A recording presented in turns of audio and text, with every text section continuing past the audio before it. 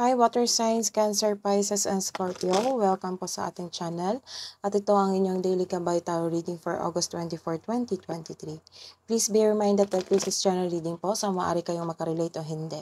Just take what resonates. Gamitin ang reading na ito bilang gabay lamang. Balik po kayo dito bukas para sa ating daily Gabay Tarot reading for August 25, 2023. Please like, subscribe, and click bell button para updated po kayo sa daily tarot reading natin. Maraming salamat. Spirit guys, ano po ang energy today ni Cancer, Pisces, and Scorpio ngayong August 24, 2023?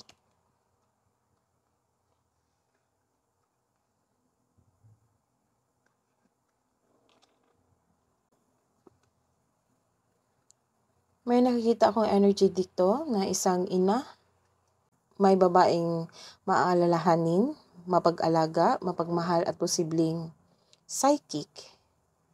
Maaring ikaw ito or maaring ang iyong ina or lola. Siya ay isang well-experienced sa buhay. So, maaari kayong humingi ng payo sa kanya para may choices kayo sa paggawa ng desisyon. Nagkaroon kayo ng anxiety at pag-alala, di makatulog, laging balisa, natatakot at naghihinala, o dumadalas ang pagkakaroon ng masamang panaginip. This card tells you na iyong pagkabalisa ay pumipigil sa iyo na makita ang katotohanan na nasa harap mo. Ang stress ay isang normal na bahagi ng buhay, ngunit kailangan mo itong labanan sa pamamagitan ng pag-unawa, pagtanggap sa isang sitwasyon. Makakatulong ang journal o diary, isulat mo ang iyong mga nasa isip upang sa gayon maalis ang mga ito sa iyong isipan at mapunta ito sa pahina. O maaring kausapin yung close friend mo para maibsan yung pakiramdam mo. This card tells you to make change. Itong pangyayaring ito ay pansamantala lamang at lilipas din. Ano pa po ang mensahe para kay water signs, Cancer, Pisces, and Scorpio? Spirit guys, August 24 po. Mensahe niyo po para kay water signs.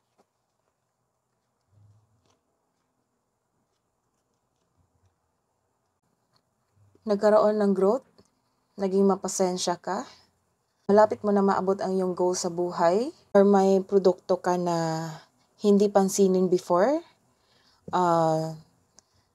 at ngayon, naging fast-moving na siya.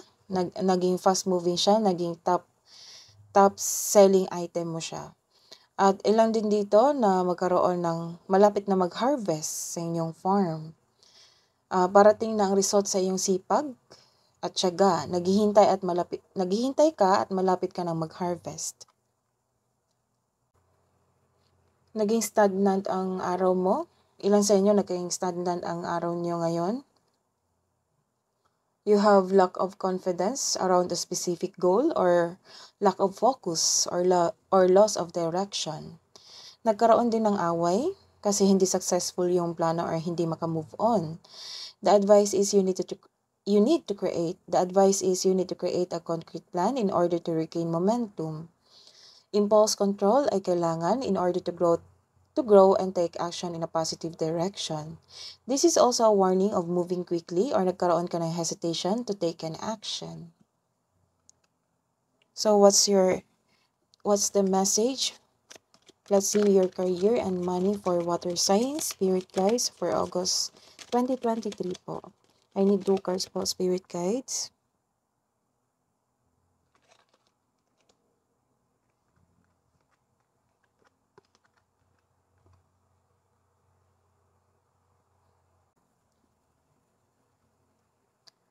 Ilan sa inyo makatanggap ng isang unexpected message or nagkaroon ng emotional intelligence? Sa buhay, kaperahan at karera, may parating na opportunity, your finances are improving also, and you are becoming more confident sa trabaho mo ngayon. Dahil sa busy ka ngayon sa iyong trabaho, dahil sa pagkaroon ng malaking opportunity sa buhay karera, you are feeling emotionally drained. May nakikita ako dito na sobra sa alak, partying too much, after work, nagkaroon pa ng party, na drain yung energy. maaring may kasama kang lasinggero o lasinggera. So, mag-ingat po. Kailangan nating alagaan ang ating sarili para maging healthy din ang ating katawan at ang ating buhay karera. May nakikita rin akong tension dito sa friendship. May ganap na gossip and boundary. So, it might be the boss or your co-worker. So, hindi kayo nagkaroon ng mabuting relasyon dahil sa hindi pagkakaunawaan o may taong hindi maganda ang turing sa iyo. May nakita rin ako dito sa workplace na nagkaroon ng affair or nakipag-flirt. The advice is allow your intuition to guide you to what feels true for you. Hindi mo na kailangan na magmukmok o kailangan i-drain yung energy mo dahil disappointed ka or overwhelmed sa trabaho. Save your money, baka kasi magasta mo ito sa hindi naman kailangan. Kailangan natin tanggapin ang mga nangyayari. Kailangan natin yakapin ang ating ang mga pagkakataon na nagkaroon tayo ng blessing sa buhay. So, kailangan natin ng control sa sarili, control din sa financial. Kung kailangan iwasan ang taong naninira sa'yo, dyan sa workplace mo, iwasan mo na. Protektahan mo ang iyong inner peace. Isipin mo ang sarili mo na hindi mo deserve na masaktan ng ganito. Kaya know your worth, protect your inner peace. Accept and move forward towards your goal. Spirit guys, ano po ang love and romance message na po para kay water signs, Cancer, Pisces, and Scorpio ngayong August 24, 2023. Wow!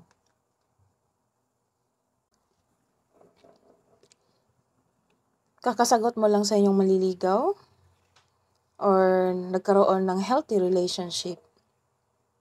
May bagong connection, may romance na parating para sa mga single, maaring parating na ito or nasa harap mo na.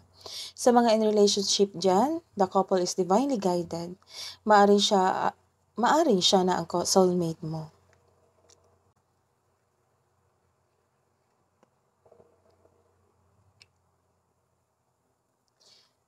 This card warns you na some of you naghihintay ng kapalit sa bawat bigay mo.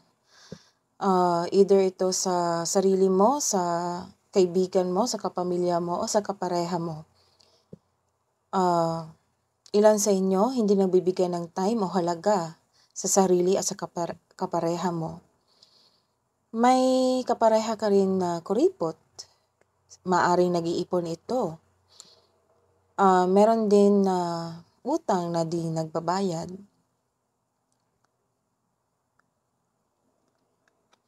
Ano pa po ang love message para kay water signs ngayong August 24, 2023?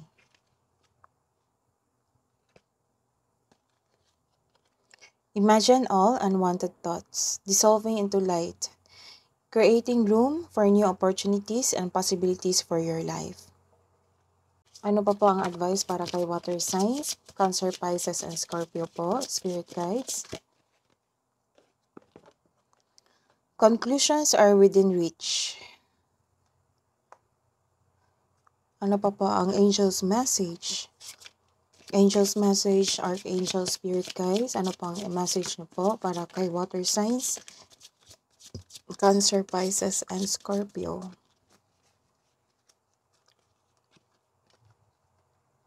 Clairvoyance, Archangel Raziel.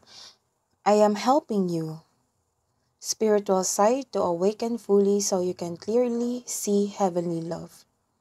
That is your reading today, water signs for August 24, 2023. Balik po kayo dito bukas para sa August 25 reading.